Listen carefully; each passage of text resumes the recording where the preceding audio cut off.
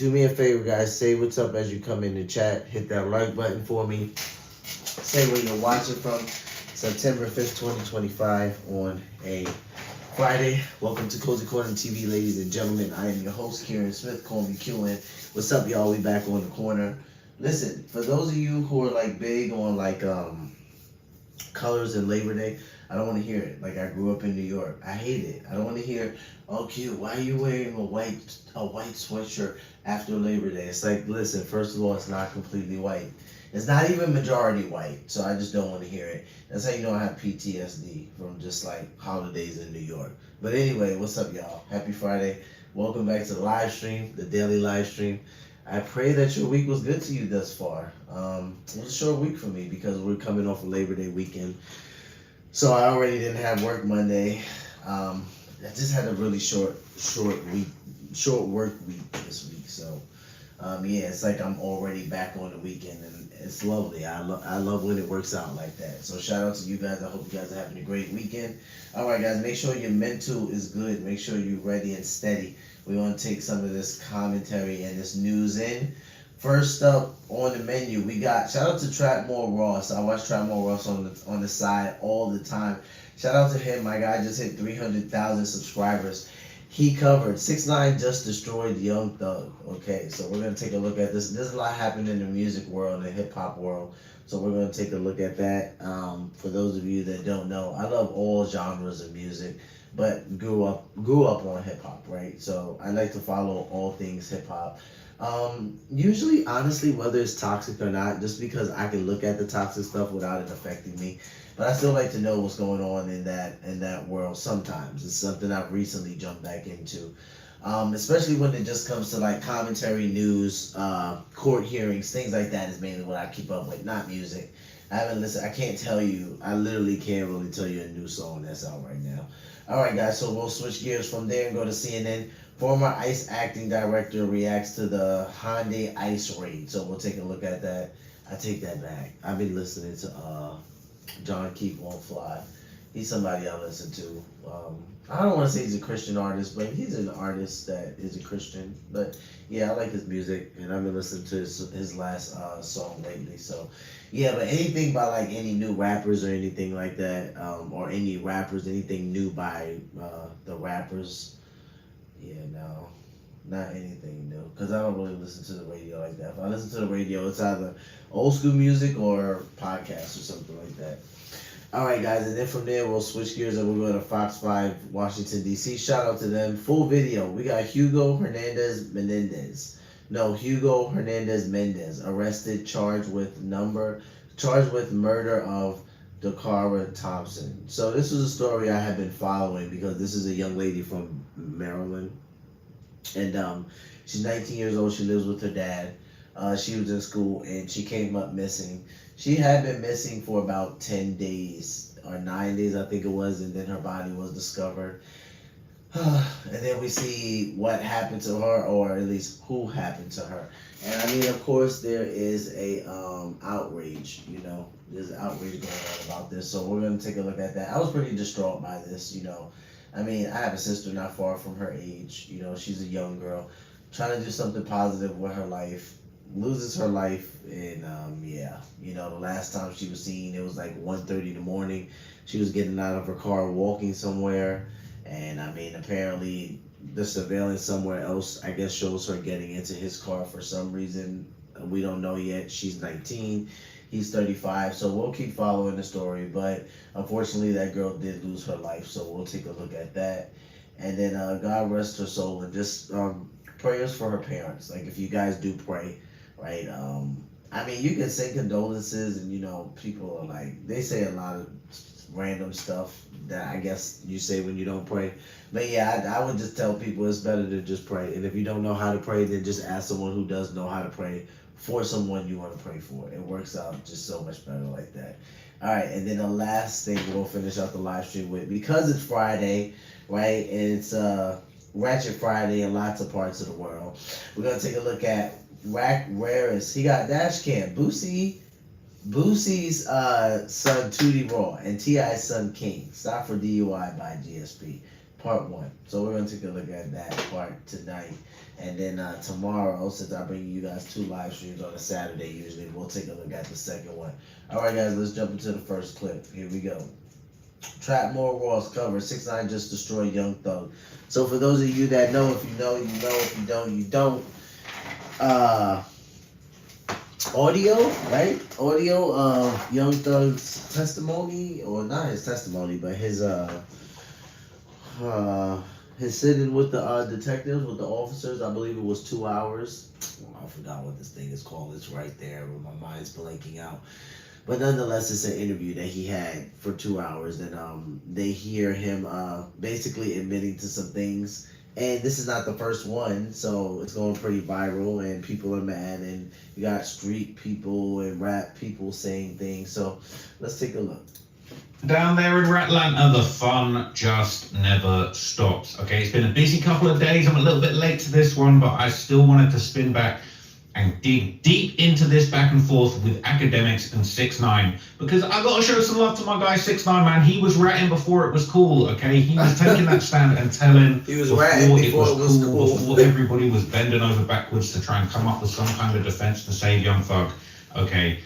6ix9ine been through this, okay? He's been through the situation of being a gangster, being a blood, claiming blood, getting the motion in his music off of that. And then he'd been through the situation of catching a case, making the decision to cooperate, saving himself, and coming back out and dealing with all of the BS that comes with being an alleged or a known rat in the music industry, okay? Nobody got blackballed harder than 6ix9ine.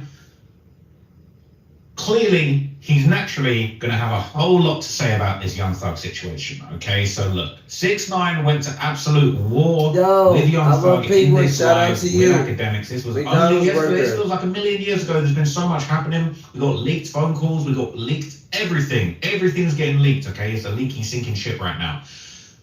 But 6ix9ine, man, he had a lot to say in this live stream with Academics. He absolutely skewered Young Thug, and I'm going to break down all of the most important and interesting clips where our boy Danny 6ix9ine spoke on it, man. So look, from the get-go, Wack 100 got 6ix9ine on the phone call, and he said, hey, are we going to get 6ix9ine, or are we going to get Danny? He's saying Danny Hernandez, he a good guy, he looks after his family, he's not on the smoke. But 6ix9ine, when that color gets into his hair, he goes absolutely sicko mode, man. So Wack lets everybody know, hey, in 30 minutes time when we go live, I'm gonna need to see 6ix9ine. I'll go live with 6ix9ine. Now, Danny, we talk about how lovely your mom is, and that do everything okay. So, I don't want to lie. Give me like 30 minutes. Let me get out the barbershop, and then we'll go live with you. Get out the barbershop? Yeah. Nigga, you ain't putting no, you can just, ain't no rainbow in your head. Nah, man, you say you want to speak 6ix9ine, right? Oh, okay. Okay, 30 minutes, we got. Yep. 30 minutes, we got. We'll be going live on some live geek. So he said in 30 minutes, man, get into the barbershop, get that rainbow dye into your hair. We need to hear from 6ix9ine in here, man. And he went absolutely ballistic on Young Thug. Okay, he went absolutely ballistic. So Academics off the rip, all right. He asked 6ix9ine his opinion on Young Thug snitching, and 6ix9ine keeps it straight, man. He says everyone should keep that same energy, including Lil Durk. Same energy you have for 6ix9ine being a rat, you need to have the same energy for Young Thug. That's what 6ix9ine says, man. All right, 6. I know you wanted to speak your piece on everything happening. Nah, I'm not speaking my piece, bro. It's just like, where is the energy at? Like, where's the energy at? I mean, I feel like there's a lot of energy. But like, come on, like, you see, when I came home, niggas who had nothing to do with non-trade, niggas who had nothing to do with bloods, niggas who had nothing to do with none of that. You remember? Yeah. Yo, Lil Durk got non-trade? You said what? Does Lil Durk got something to do with non-trade? No. Huh? No. Why did he have an opinion on my case? He doesn't like rats. He said he doesn't like food. 21 Savage don't like rats? Lil Baby don't like rats? They don't, they're street niggas. They don't like rats. So why did not say something? Ooh, man. Oh, look, man, look, people been telling me, I've been getting calls, man. People tell me, you're being too hard on Young Thug, man. You're being too hard on Young Thug. Yes, I know you hate Young Thug. I don't hate Young Thug. I still love Young Thug's music. I still think he's a phenomenal artist. I think he is a legend. People were saying whether or not he's classified as a legend. I think Young Thug is a legend. I don't care about ratting. I don't care about snitching. I don't care about making statements. I do not care. I rock with 6ix9ine's music. But 6ix9ine's right when he says keep that same energy. All of you street guys that was a stand on this whole thing, oh, Gunna's a wreck, 6ix9ine's a wreck, oh, we can't deal with rats. All these people that done got tricked out of their position over this rant. Keep that same energy with Young Thug. I'm not saying he's a rat, but all the street guys I spoke to done told me what they heard on that interrogation tape was telling. That's what they told me. I said, look, I'm not qualified to make such decisions. I'm going to need to defer to some street guys. Street guys telling me is telling. So 6ix9ine's making a good point. He's saying, why is Lil Baby and Lil Durk and 21 Savage who hate rats? 21 Savage got all these songs talking about the difference. He had Morgan Freeman talking about the difference between a snitch and a rat. All right, you are telling us you have Morgan Freeman in the studio talking about what the difference is between snitches and rats and why this is so important. You've been silent. You've been silent on this situation. And I rock with 21, man. I rock with 21's music. I ain't saying 21's a rat. I ain't saying Lil Baby's a rat or Durk. But you got to keep that same energy, man. It's selective politicking, and really, it just goes to show you how behind the scenes, guys really be trying to control the scene and control the narrative and control what's said. And as academics made it very clear, whether or not somebody is a snitch is really about whether or not we like them. Young Thug can't be a snitch because we like him. He done made all these behind the scenes phone calls telling us who we should think is a snitch, that Gunna should be a snitch. We like Young Thug, we can't possibly. And that's why I keep saying people's spines are getting bent out of shape trying to defend this, because the street cats, any street guy that's been played this interrogation without context, without being prepped and groomed into having an excuse ready for Young Thug, they all saying, bruh, how you talking about this guy breaks the law every day? How you talking about this guy carries drugs away? I ain't gonna lie, it is kind of quiet. Hold on, don't answer the question. I just said, why is everybody so quiet? Like, why? I think they're reviewing the audio. Oh, they don't like, you know how the NBA finals, they gotta send the things to New York to review the play? They got to review the play, yeah, okay. They gotta review the play? They reviewing the play? He's saying 21 Savage and Lil Baby, they're so quiet because they got to review the play. They got to break. I done reviewed the play already, okay? They've got to review the play. They got to break it down word by word. They got to decide if that 2-hour interrogation tape, if there's telling in that. They got to review the play. That's what he's saying. Huh? They're reviewing the play. Come on, man. Like, what are you talking about? Like, this is what I'm saying. Like, why everybody so quiet now? Like, niggas who don't got nothing to do with New York. Niggas who got nothing to do. Niggas who got nothing to do with blood. Niggas who got nothing to do got a picture. So Rollo just joined. He said, "Hey, there's a flag on the play, man. There's a flag on the play." That's what he's saying. So now nobody got an opinion. Rollo the building. So Rollo goes on to basically kind of defend 6ix9ine. He basically says, "Look, I respect 6ix9ine because he wears that snitch jacket. He takes it on the chin and he's still outside. He's not letting this thing tarnish his image." And again, I want to just make this very clear. Young Thug could still press the button and solve this whole thing. Young Thug could solve this whole situation like that if he just forgave Gunna. If he did what 21 Savage was telling him to do on that phone call, if he forgave Gunna, he said, you know what?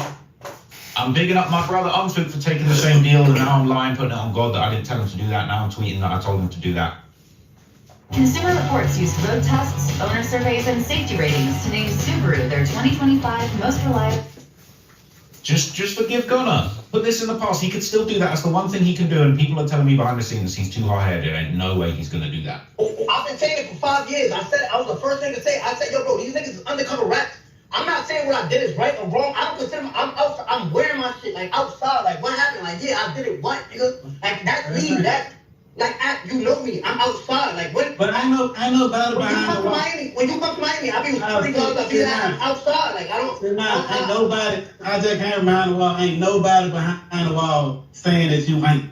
I just went to FCI, went to all the. So Rollo basically says, look, 6ix9ine, ain't nobody behind the wall, nobody in them prisons are saying that you didn't snitch, okay? And 6ix9ine's basically saying, look, okay, I wear it, I'm still outside. Now, he's saying nobody who has nothing to do with 9 Stray should have an opinion on his case. Now, that is cap. I'm going to call 6ix9ine out for that to be cap, because all these guys, someone like Dirt, he's allowed to have an opinion on your situation. You was dissing King Von, so he's going to have an opinion on you snitching. That's facts, okay? Well, yeah, this you said, Von, that's why. Boy in the club because we do not listen to rats.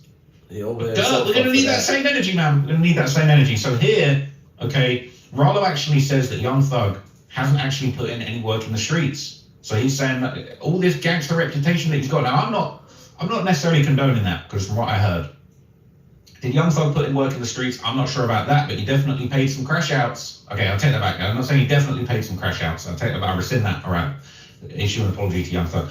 I would say that rumor has it, okay, Young Thug was the King Slime and he was sending people to do all sorts of things, allegedly, okay? And okay, that's rumor has it. Like, listen, remember, I don't like, so the newer rap, I don't get with it. Like, I don't get with it like that. Like, Young Thug, I'm not gonna say, I don't know a lot of the Young Thug's music, but like, that's what's going on. Like, Young Thug used to be, he was that guy. Like, he was like, well, he said he was sending people to do like all of these. So that's what I mean. I know I remember him seeing in his court case, and you know he's in trouble like with the whole RICO thing like that. But I mean, is this?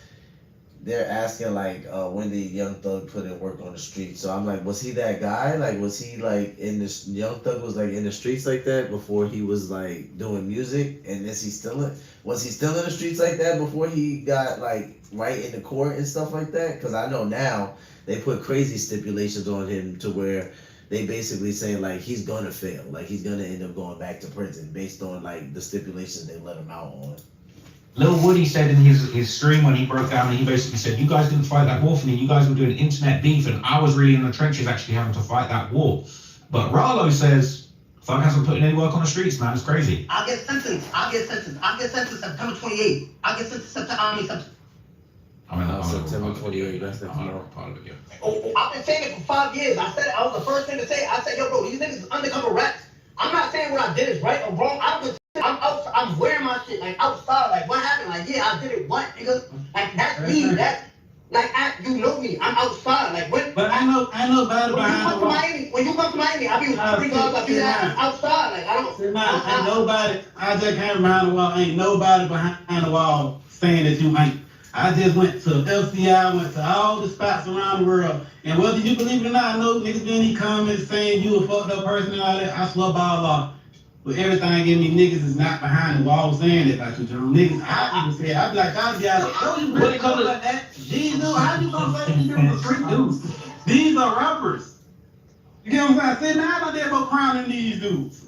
Why are you, what makes you qualify these dudes as street dudes? You got dudes like D. You got dudes like D that have like, what qualifies them to be street dudes that rappers? Rollo said, I had the wrong Every people to stop rapper's there. not Rollo basically automatically saying these guys, Rollo crazy. He basically saying he's basically saying 6ix9ine don't put in more work in the streets than Young Thug and these YSL guys. And then he's saying, look, he was like, he has 100% put in work in these streets.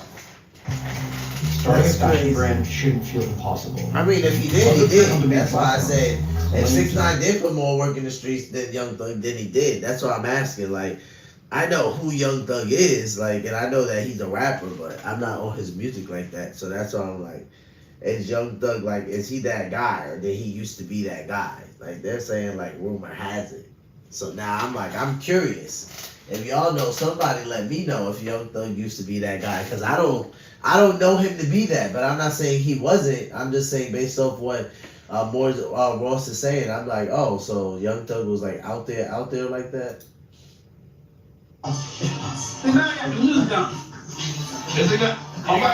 Yeah, nah, I'm picking them up. I don't know, like, what's making you qualify these dudes as street niggas? Like, they ain't make no money out of the streets. Like, they ain't put in no work in the streets. I have been found guilty of shooting individuals. That ain't nothing to brag about. But what I'm saying, like, why are you... We've heard that Thug's a boogeyman now. We gotta be honest. Hey, you ain't never seen him up under your bed either. What make you think he's a boogeyman? He never got found guilty of nothing. He was not guilty. That's why he was so confident and proud. If he would have got convicted, then it would have been unjust because they would have locked him up for no reason. You did. So he's saying, all right, Young Thug ain't really like that. I feel like it's a pretty bold statement to be making, but hey, that's Rollo, man, so we're standing on it. And this is crazy. So 6ix9ine, I'll be confusing 6ix9ine and Young Thug. It's an easy mistake to make right now. But 6ix9ine basically says, look, I'm outside taking pictures with fans, and he even tries to drop his location. He's about to say exactly where he is in Florida, and academic says, yo, chill, don't be dropping your location, man. We can't be having that go around. But that just goes to show you what Crash Out and how real 6ix9ine is in these streets. He's going to LA Fitness, getting jumped, he's outside. You can't say he's not outside. He's not scared and he's wearing that jacket. Yo, brother, and look, this not me. I really hop out my car wherever I go. You see, these people just see me out on my street. And remember, I'm on live, 26 million followers. This is me dropping my load. Niggas from Florida know. Where we at right now? No, please don't. Nah. Nigga, Nigga, bring me. This your fault, eh? But you was trying to say you acting what qualify these dudes as street dudes? No, 6ix9ine really outside in the trenches taking pics with fans, man. It's actually crazy. So look, from here, okay, 6ix9ine basically goes on to say that Young Thug shouldn't even be respected for taking a plea in what he describes as a simple state RICO. He basically says, yo, I actually fought the feds. People want to talk about fed this, fed that. I actually fought the feds, okay, and really fought for my life and told.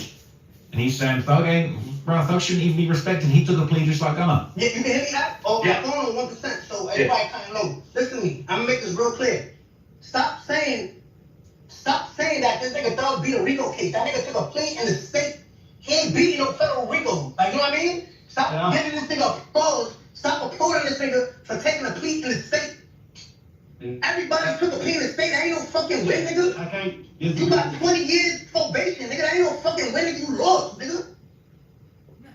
You know what I mean? Like, but people who don't never been to jail, never been to the federal, none of that shit, nigga. Y'all think that's a win, nigga. You lost, nigga. And you took your RICO to trial in the state, nigga. You ain't taking that shit for no fast, nigga.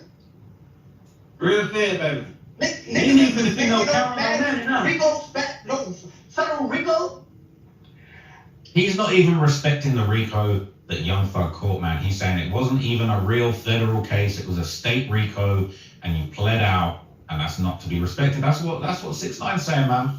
So he basically goes on. 6ix9ine's like, at least I actually waiting for it. Academics is trying to stick up for Thug. He said later on in this he ran out of excuses, right? He's sticking up for Thug, and he's basically saying, nah, you know, Young Thug, he did that 2-hour interrogation. He spun the cops. He was trying to convince the cops that nothing really was going on. He was trying to save Pee Wee Roscoe. He spun the cops. And 6ix9ine claps back. He says, yeah, he spun the cops.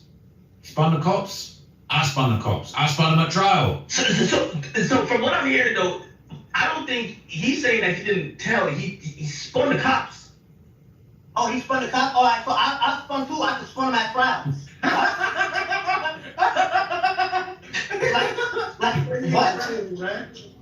I spun them too. I spun the crowd.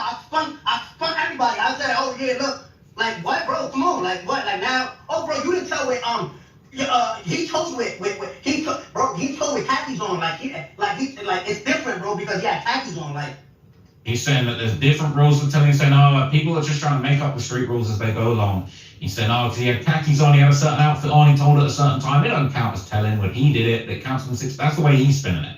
Okay, and he basically goes on to say, apparently, and 6ix9ine kind of screwed up on this one, okay, because he's about to say, apparently the rules say that you can tell if you have fire music, like Gunna can tell. He thinks Gunna told as well, and he's saying, oh, if you have fire music, you can come back from telling. He's basically saying that sarcastically, like that's not true, but that is actually true in 6ix9ine. You know what I'm saying? I got respect for you, I rock with you, I like your music, but that music that you've been dropping the past couple of years ain't really hitting. If you was dropping better songs, if you were dropping bangers, if you were dropping some Playboy Carti types, hype stuff, people would overlook your snitching too. They kind of did overlook your snitch when you came back out and did Goob and you had a #1 song with Nicki Minaj. That was a good song. And we rocked with you and you had a #1 song. So what he's kind of inferring here, I don't think is true. But hey, Young Thug's music ain't really been hitting like Gunna's music. Let's keep it real. I think it's true. I think that's kind of Rollo's point. Rollo feel like he got railroaded maybe because there was other likable people that were saying. So let me ask you something. So just say you got good music, right? Is it okay to tell because you got good music? Like I'm not. In 2025, yes. If you got fire music, you can tell. That's it. So let me go ask you another case. I'm gonna tell you this and come back out. Like, bro, that's the rule, right? That's the rule now. That is the rule, and you were proof of that rule because when you came back out of telling, the music initially was pretty good. And we was rocking with you, 6ix9ine, we was rocking with you. That might work. I'm not gonna lie, to be honest. So Rollo goes on to basically say, yo, keep that same energy. He's rocking with 6ix9ine. He's saying people should be doing Young Thug like 6ix9ine. It's the same thing. And he should be ostracized from the industry, just like 6ix9ine. And just like Young Thug was trying to do to Gunna. Behind the scenes, we heard the phone call. Him calling, having these little chatty-patty phone calls, gossiping, talking about, nah, don't rock with him. Everybody jump the gun. You need to wait for me. You need to wait for King Slime to give the go-ahead. Trying to get someone like Lil Durk to come under you and say, oh no, Lil Durk should have waited for the go-ahead for me. Hey. Yeah, I found that you do good like they did 6ix9ine. I don't care. Y'all can get mad at me all you got down on. See, everybody else lost. Rollo, here's the difference though. Here's the difference. Nobody liked 6ix9ine before he got locked up. We loved him. Like the 6ix9ine. We loved him. So that's what I'm saying. That's what I'm saying. It was just an excuse. But like I said, bro, let's not make it about me. Let's make it about King Spider. The nigga went from a snake to a spider, now he's a rat. Like, you know what I mean? He's just got skin, nigga. You know what I mean? The niggas change the skin. Like, what's up? Like, He's a transformer. how you go from He's a a transformer. snake to a fucking tarantula, now you're a fucking rodent, nigga. Like, how many skins you got, nigga? This nigga How you went from a snake to a tarantula? Now you're a rodent. He said he went from a snake to a spider to a rat. How many skins you got? This ain't Fortnite, man. That's one of the funniest things I heard for this whole thing. This should be real. So 6ix9ine goes on to say something real, okay? And this is a guy that spent time recently, all right? He spent time recently in MDC Brooklyn, okay? He spent time recently in the feds. 6ix9ine be going in and out of the feds more than everybody, okay? And he don't seem to be scared, but 6ix9ine says some crazy stuff. He says there's 3 types of people you meet in jail. People that told, people that wish they told, and people that ain't got no one to tell on. 3 people in the fence, right? There's 3 people in the fence. Niggas who walk around, right? There's people who tell, right?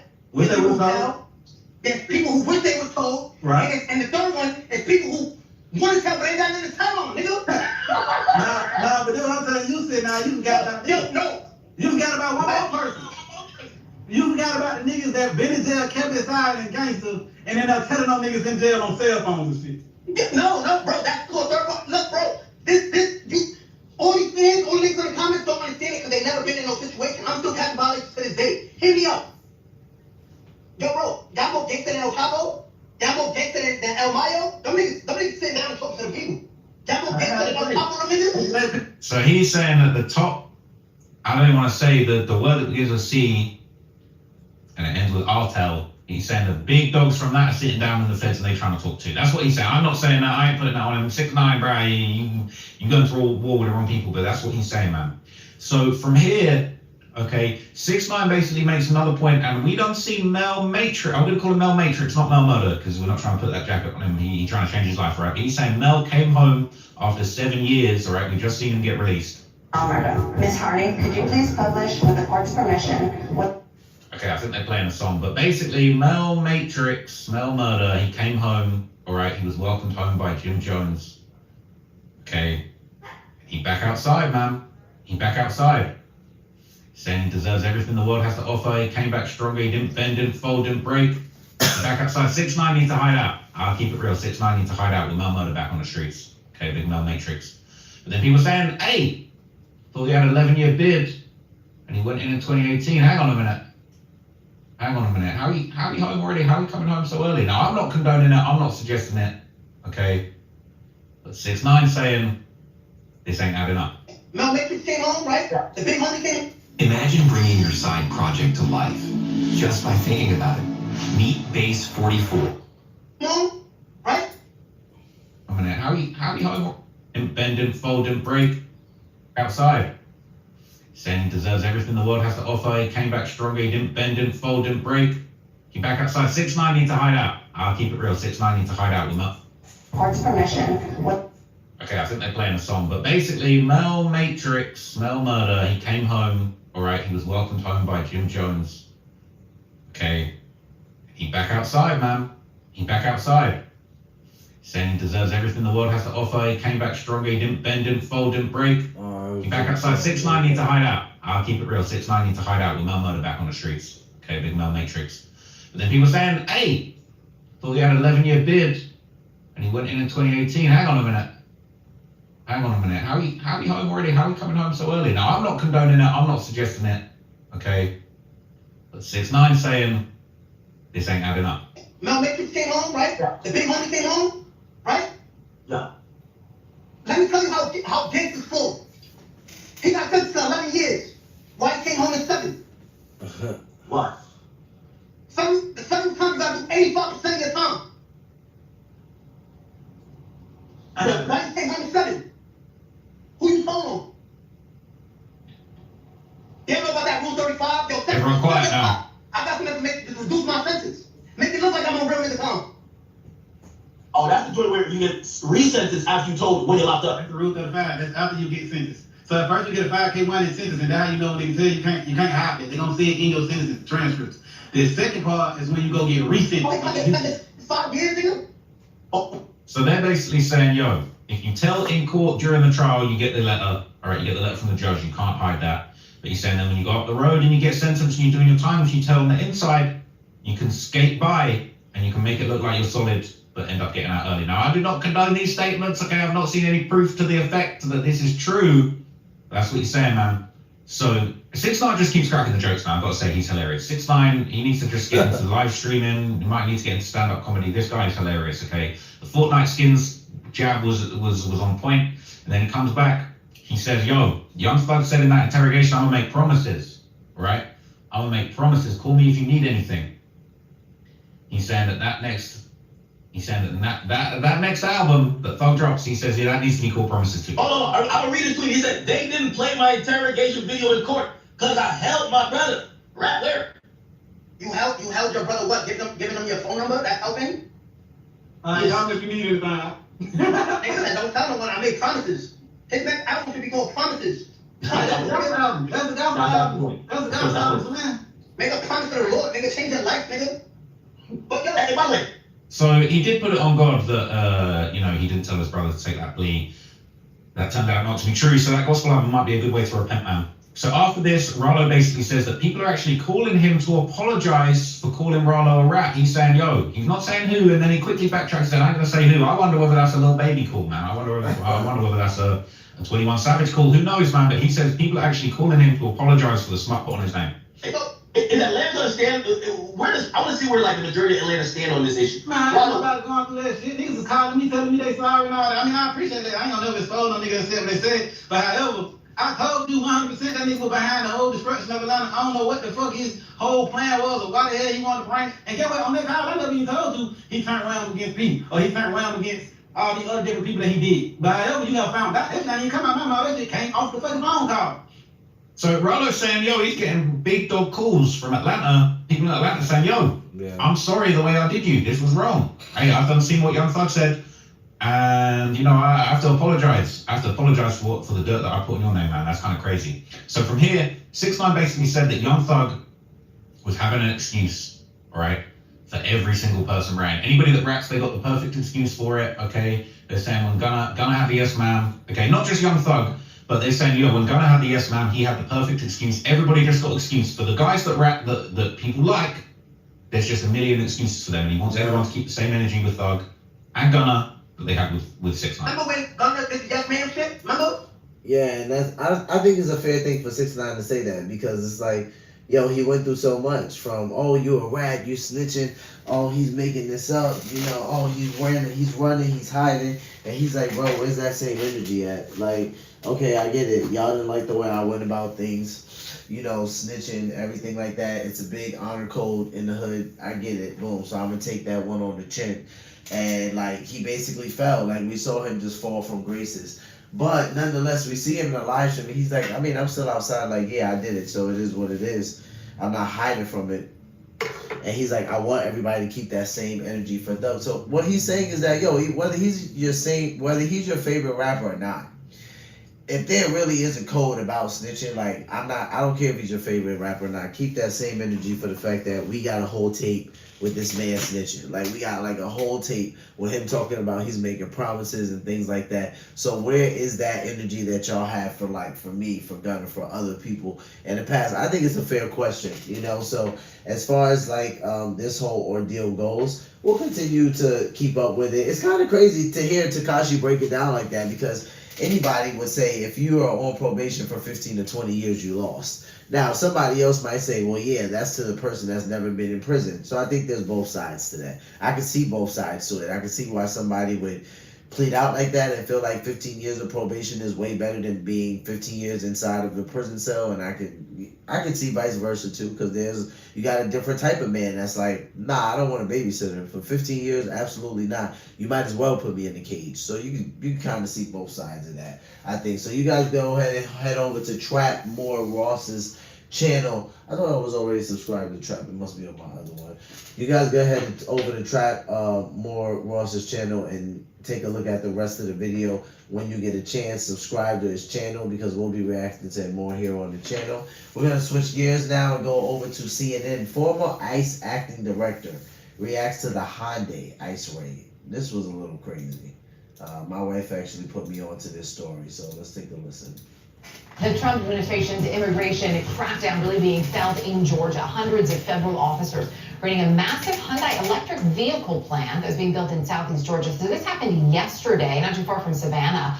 In all, 475 people were detained in what is being described as the largest operation in the history of Homeland Security investigations. Several agencies were involved here, and on that same day, hundreds of miles north in upstate New York, dozens of workers at a family-owned plant that makes nutrition bars were arrested during an ICE raid. Joining us now is former acting director of ICE, John Sandwig. John, it's good to have you with us. When we look at, first of all, this raid in Georgia, again, multi-agency raid, we learned from officials a short time ago, this was really the result of a months-long investigation. Of the 475 people who were detained, they were largely Korean nationals. It's actually more than a third of the workforce at this plant.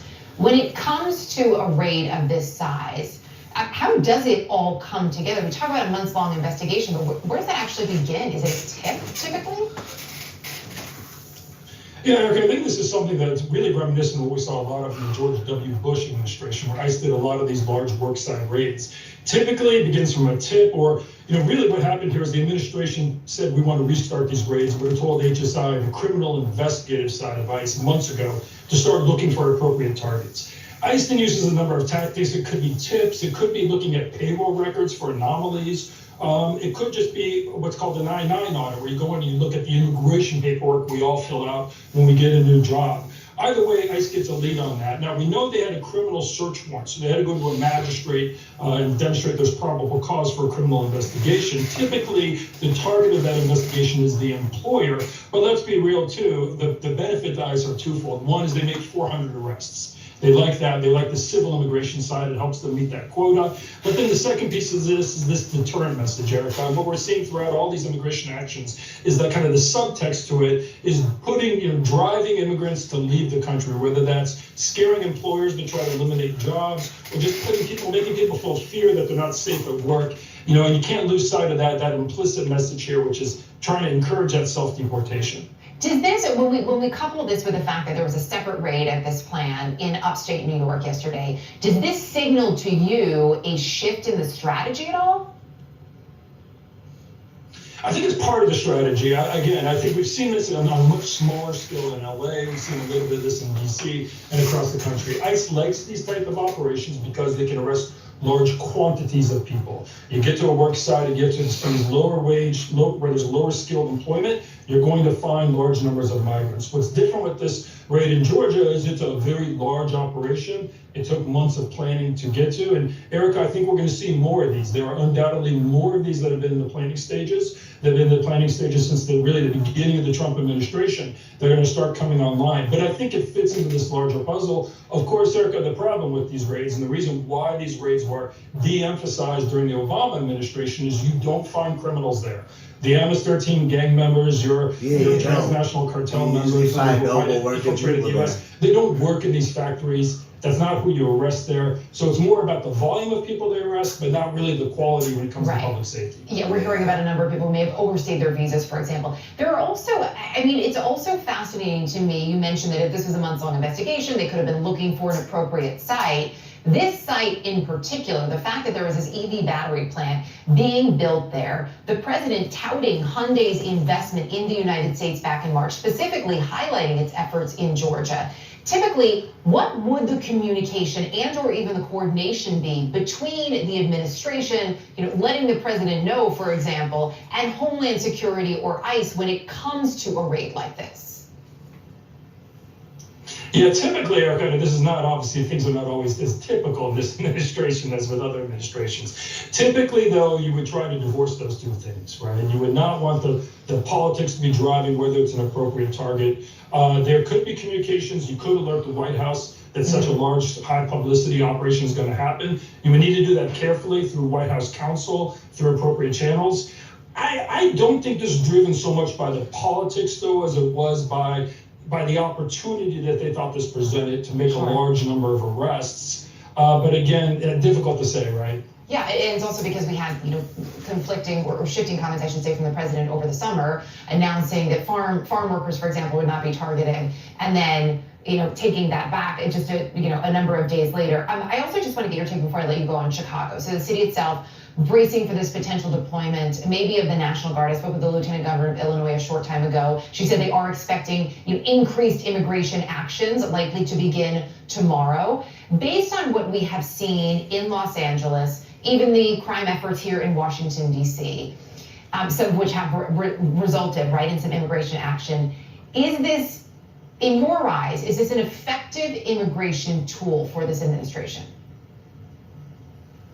Okay, my concern with it is this. We're pulling FBI agents, we're pulling Homeland Security Investigations agents, and we're pulling ICE ERO officers off of what they would otherwise be doing to focus on these kind of operations. To date, in LA and DC, what we've seen them arrest are your run-of-the-mill economic migrants. Not the people, not those gang members, not those convicted felons who pose a threat to the U.S.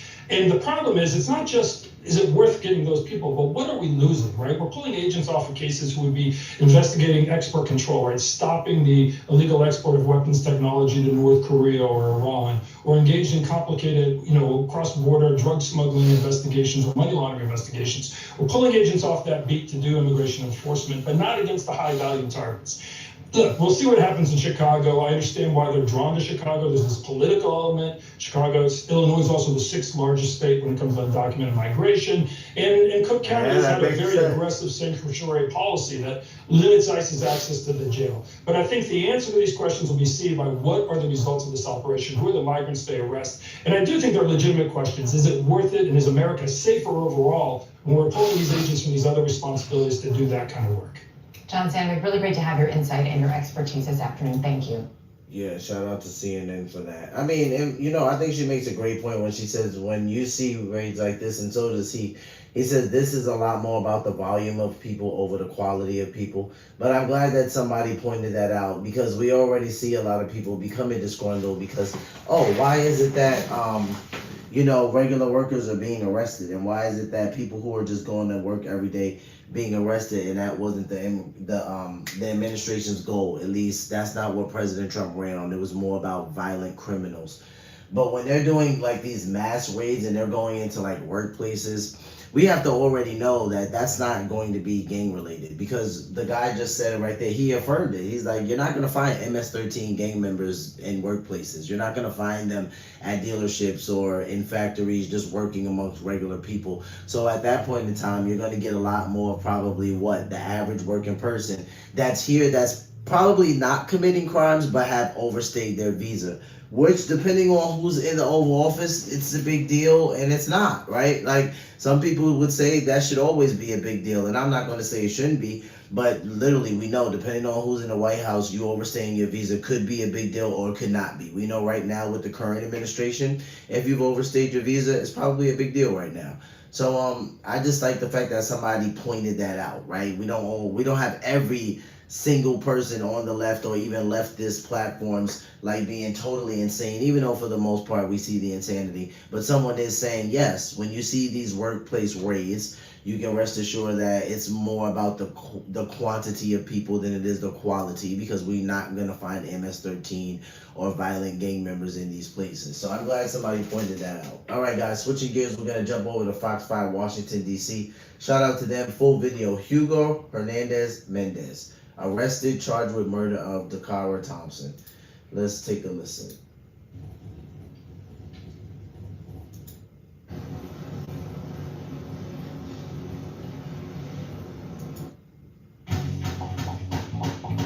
It's about to start. I just wanted to fast forward.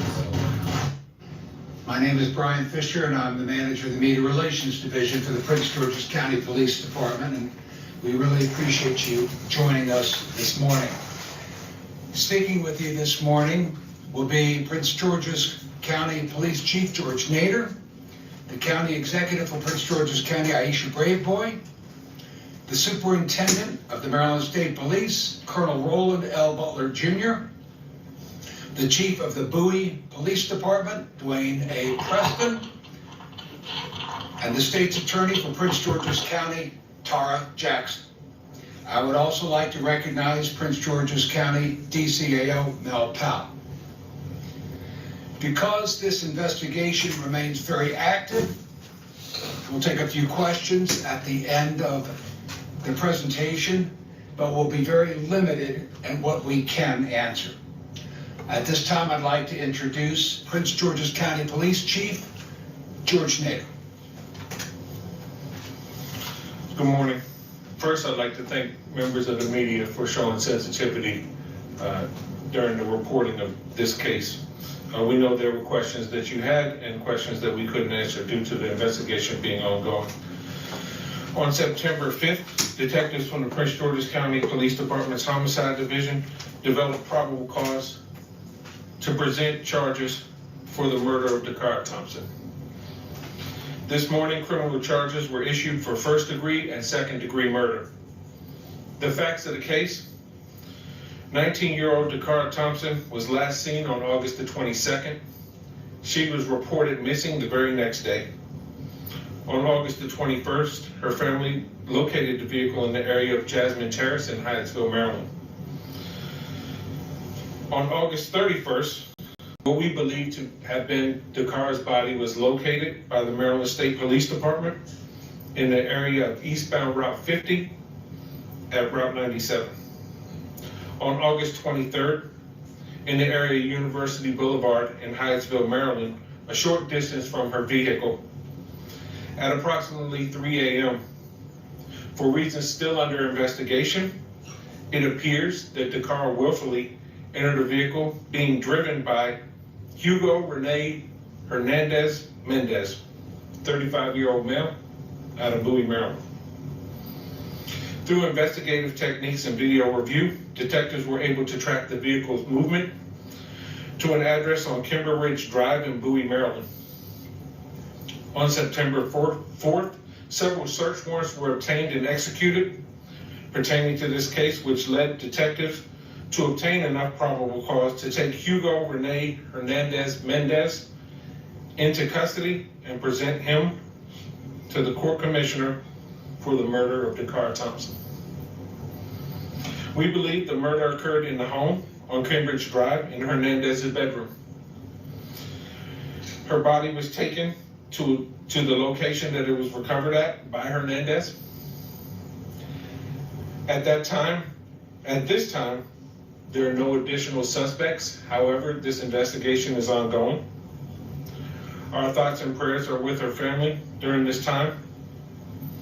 Detectives from the Prince George's County Police Department's Missing Persons Unit were quickly joined by the Prince George's County Police Department Homicide Unit, along with our law enforcement partners from Maryland State Police and the City of Bowie, who worked jointly and tirelessly to determine the facts of this case. Because the pre-existing relationships between our agencies, we are where we are. There's still a lot of investigative work to be done in this case, and we're asking members of the community or anyone that may have information about this case to contact us at 1-866-411-TIPS.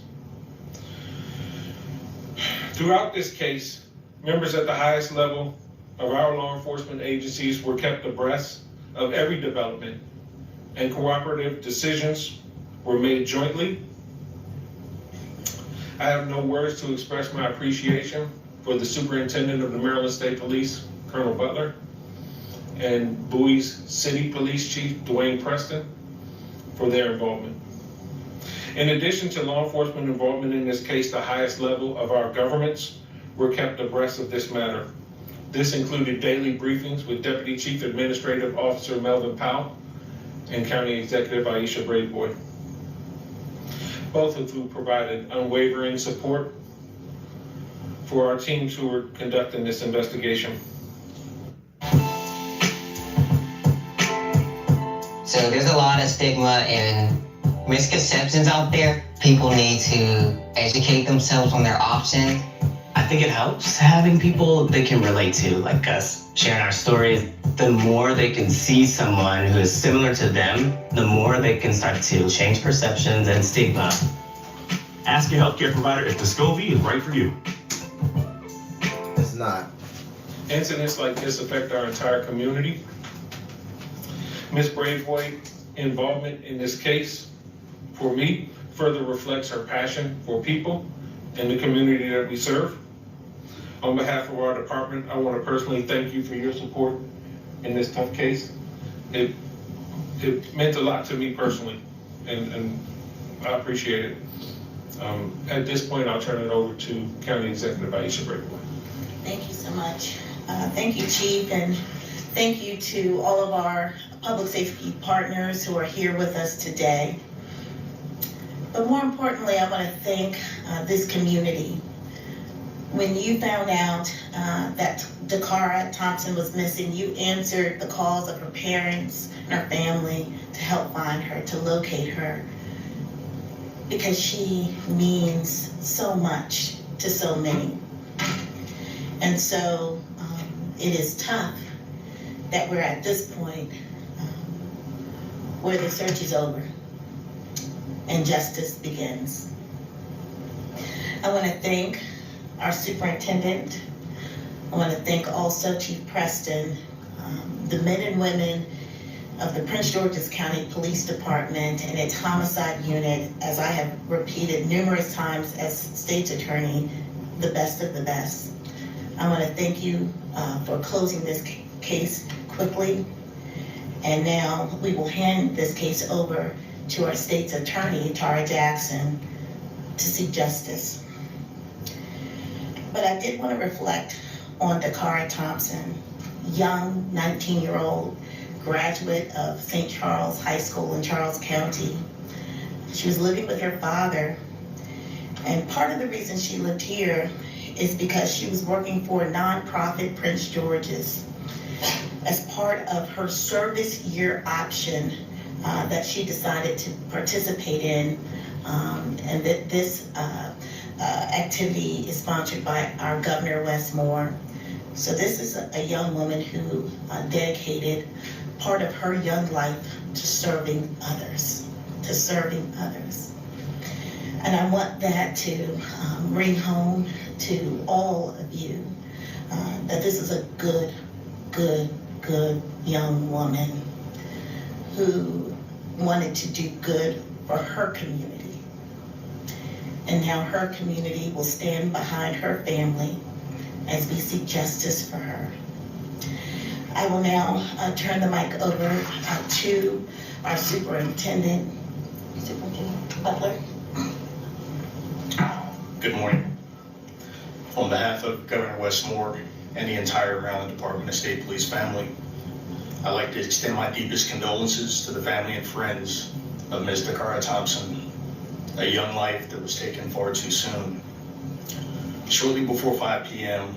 on August 31st, troopers from the Maryland State Police, Annapolis Barrett, were dispatched to the area of U.S. Route 50 between Maryland Route 424 and Interstate 97 in Anne Arundel County for the report of a disabled vehicle. Upon arrival, troopers observed a female lying unresponsive in a grassy area off the highway. Information obtained indicated that the disabled vehicle was unrelated to the investigation that we have embarked upon. Investigators from the Maryland State Police Criminal Enforcement Division South Region responded to the scene along with State Police crime scene technicians from our Forensic Services Division. They processed the scene. Shortly after, they contacted the Prince George's County Police. The Maryland State Police and the Prince George's County Police have been conducting a joint investigation into the death of Ms. Dakara Jackson. As additional information becomes available, I am sure the Prince George's County and the Maryland State Police will share that information with you. The circumstances surrounding her death still remain under investigation, so we will continue to answer those questions that we think the community and the family want those answers. Thank you. I'd like to introduce Chief Dwayne Preston from the City of Bowie.